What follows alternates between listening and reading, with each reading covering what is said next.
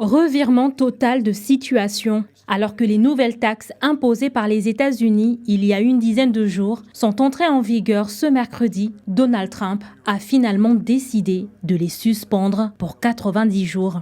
Dans un message sur son réseau social Truth, le président américain a également informé qu'il ramenait les droits de douane réciproques à 10% durant cette période.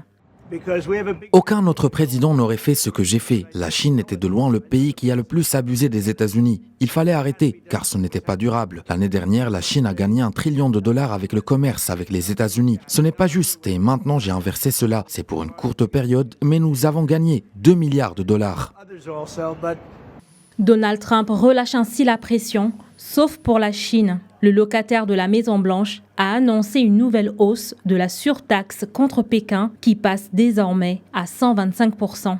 Quelques heures plus tôt, la Chine avait décidé de porter ses surtaxes de rétorsion contre les produits américains à 84% et non pas à 34% comme initialement prévu. Les États-Unis ont continué d'imposer des tarifs excessifs et ont exercé une pression maximale sur la Chine. Notre pays s'oppose fermement et rejette absolument ce comportement dominateur et intimidant. Si les États-Unis ignorent les intérêts des deux pays et de la communauté internationale et insistent pour mener une guerre tarifaire et commerciale, la Chine se battra jusqu'au bout.